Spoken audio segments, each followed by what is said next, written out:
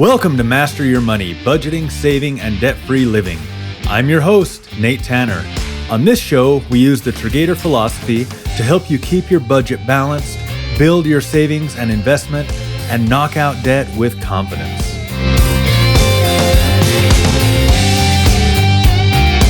Today, we're talking about that four-letter word that we all love to hate, debt. Now, before you hit pause and sprint to the exit, hear me out.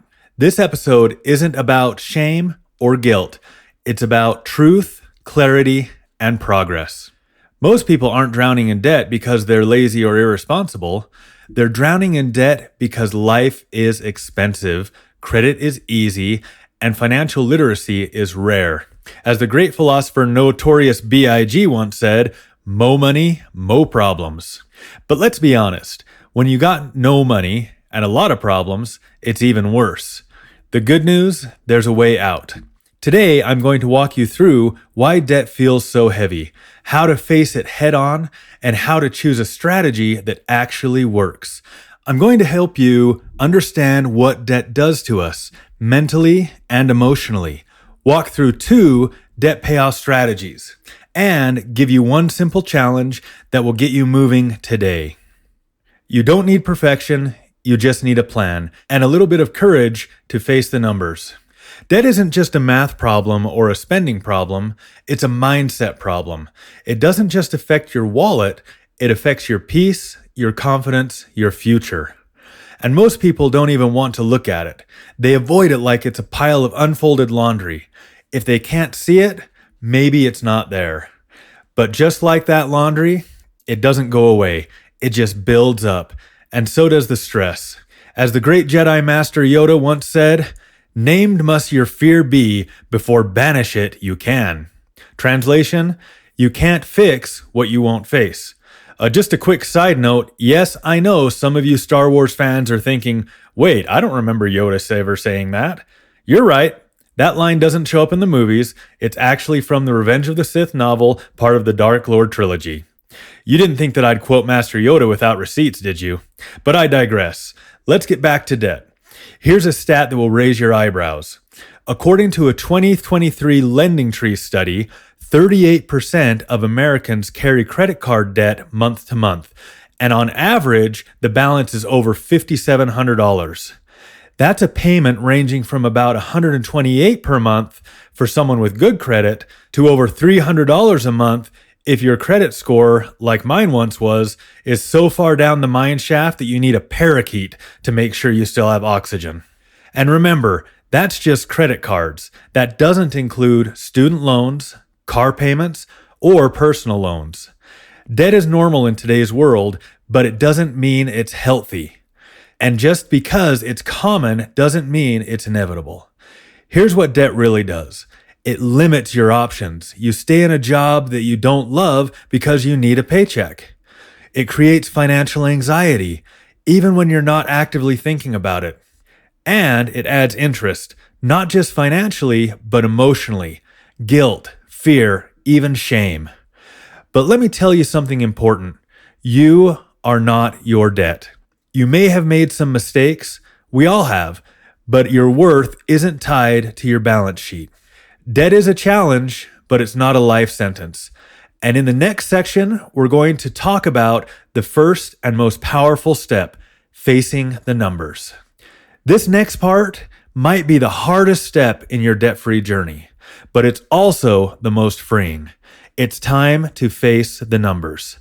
As my good childhood friend Dr. Seuss said, you have brains in your head, you have feet in your shoes, you can steer yourself any direction you choose. But to steer in the right direction, you need a map. And a map starts with knowing what you owe. Here's what I want you to do. Make a list of every debt that you have. Credit cards, student loans, medical bills, car loans, personal loans, even that $100 that you owe your brother. Everything. Write it down. Who you owe, the total balance, the interest rate, the minimum payment. Don't worry about making it pretty. Just get it out of your head and onto paper. You can also visit Triggator.com for some helpful tools. Here's why this matters. When your debt is vague, it feels massive, mysterious, and impossible. But when you can start to see the numbers, you take away its power. You go from feeling overwhelmed to having a plan. And no, this step might not be fun. You might even cry. You might get mad. That's okay. It's called facing reality. And facing reality is how you change it. You can't win a game that you won't look at the scoreboard for. And you can't crush your debt if you don't even know how much of it you're carrying. Next, I'll show you the 2 most popular methods to pay it down and how to pick the one that fits your style. Once you've faced the numbers, the next question is, okay, now how do I actually start paying this off? There are 2 main strategies people use to tackle debt. Both of them work. Both of them are smart, but they fit different personalities and priorities. It's like choosing between Batman and Superman. One is emotion-driven, the other is logic-driven, but both fight for justice. We're going to start talking about the debt snowball method. This one is emotionally motivating. With the snowball method, you list your debts from the smallest balance to the largest, no matter the interest rate. You make minimum payments on everything else and throw every extra dollar at the smallest balance debt. Once that one's gone, you roll that payment into the next smallest balance debt and so on. Like a snowball rolling down a hill, you build momentum and size. And those quick wins keep you going because as your snowball grows, the faster it demolishes debt. This method works great if you need emotional motivation over mathematical optimization. And let's be real, most of us do. The debt avalanche method is mathematically efficient. The avalanche method is all about logic and interest rates. You list your debts from highest interest to the lowest and focus your extra money on the one that's costing you the most over time, meaning your highest interest. You'll save more money in the long run, but this may feel slower, especially if your highest interest debt is also your biggest. So let me tell you a little bit about my story and why I chose the snowball with a little twist. When I started my own debt payoff plan, I chose the snowball method, but with one major exception. Like I shared back in episode 1, my financial plan at the time had 2 bullet points. And one of them was, if I can afford the payment, I can afford the debt. One day, during a lunch break, my brother approached me with a big ask. He wanted me to move into our disabled aunt's basement to take care of her, so that he could buy his first home and know that she was still in good hands. That conversation turned even more serious. He knew that I had been laid off from my job and my income had stopped. My dad had co-signed on some student loans for me, and my brother was worried about the burden it placed on him, because now he was retired and was on a fixed income.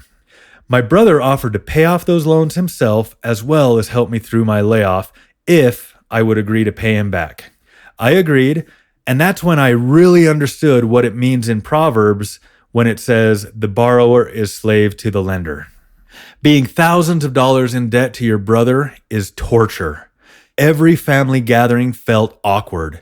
I felt like I couldn't talk about anything fun, no vacations, no purchases, because I imagined him thinking, why didn't you use that money to pay me back? I don't believe he actually felt that way, but that was my perception, and that made it real. So when I started my debt snowball, that debt, the one that I owed to him, was first, even though it wasn't the smallest. And let me tell you, paying that one off felt amazing. It saved our relationship. Thanksgiving dinner tasted good again. After that, I followed the snowball exactly. Smallest balance first, and as the momentum grew, those bigger debts started shrinking fast. It was empowering and honestly kind of fun. It was fun to watch the progress happen so visibly. So which method should you use? The one you'll stick with.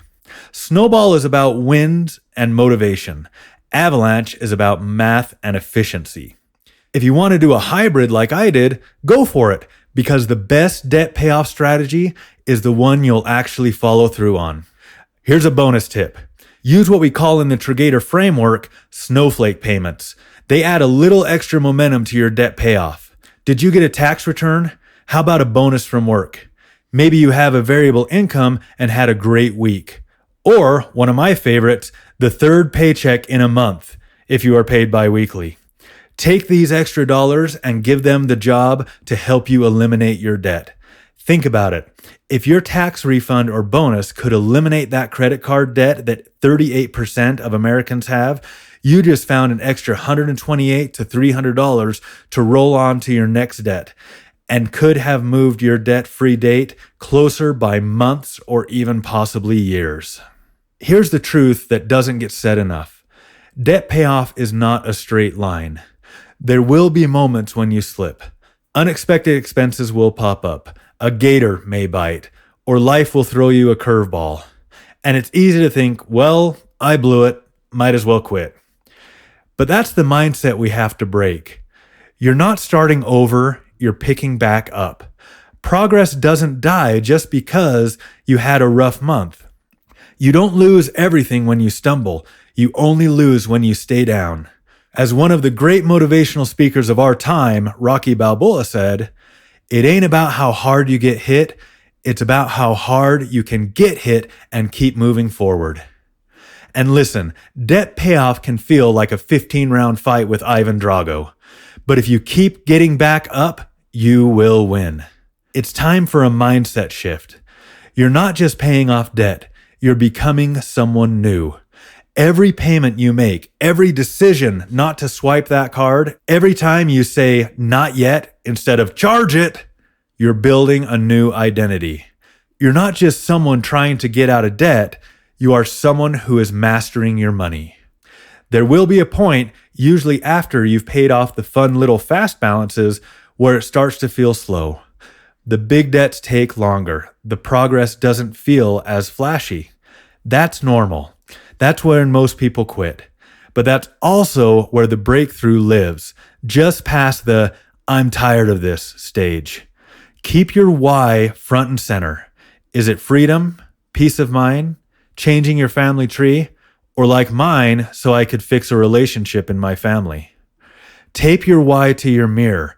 Write it in your journal. Put it on the fridge if you need to, because this isn't just about numbers. It's about becoming someone who's no longer owned by their payments. Now I've got a simple challenge to help you put this episode into action and take your first step forward. All right, it's time to take everything we've talked about today and turn it into action. Your challenge is simple, doable, and powerful. Your challenge: make your debt list and choose your plan. Step 1, make the list. You already heard this earlier, but now it's time to actually do it. Write down every debt you have, who you owe, the balance, the interest rate, and the minimum payment. And here's a little bonus. Write down how you feel about each debt. What kind of weight does it carry for you? Then imagine what it would feel like to finally be free from it. Make it real. Make it personal. Let it fuel your plan. Step 2 is choose your strategy. Are you a snowball kind of person? Someone who thrives on motivation and quick wins? Or are you an avalanche thinker, focused on efficiency and long-term savings? Pick the plan that fits you, not the one that sounds most impressive. Your debt payoff strategy doesn't have to impress anyone on the internet. It just has to work for your life, your stress levels, and your ability to stick with it. Comparison kills momentum. Clarity creates it. Step 3, optional but awesome. Pick a snowflake and make your first move. Got extra dollars this week? A bonus? A refund? Sold something? Or maybe you found a $20 bill in your winter coat from last year. That's not just laundry luck, it's a financial snowflake. Give it a purpose. Use it to knock out a little chunk of your balance. It doesn't have to be big, just intentional. Pause for a moment and imagine this. No monthly payments. No financial guilt. No weight on your shoulders. What would you do with that freedom? Who could you become? I'd invite you to take just a moment and jot that down. That's going to help you keep motivated and move forward with your plan. Now, go take that first step towards becoming them. Once you've done that, I want to hear about it. Email me at podcast@Triggator.com with your story, your win, or even your struggle. I might just feature it on a future episode, and I promise I'll be your biggest cheerleader along the way. If this episode gave you hope, clarity, or even just a little laugh about parakeets and Drago, do me a favor. Follow or subscribe to the show so you don't miss what's coming next. I've got more episodes lined up to help you budget better, save smarter, and finally break free from the debt that's been holding you back. If today's challenge hit home, or if you've made a move towards your debt-free goals, I'd love to hear about it. Shoot me an email at podcast@Triggator.com. You never know, your story could inspire someone else right here on the show. And don't forget to connect with @Triggator on X, Facebook, Instagram, and YouTube. I'm always sharing extra tips, stories, and ways to help you master your money one step at a time. You may have debt, but that debt doesn't have to have you. Every small step matters. Every payment counts. Every time you say, "not this time," to impulse spending, you're choosing freedom. And every choice moves you forward. You're not just fixing your finances, you're changing your future. This is Master Your Money, Budgeting, Saving, and Debt-Free Living, and I'll see you in the next episode.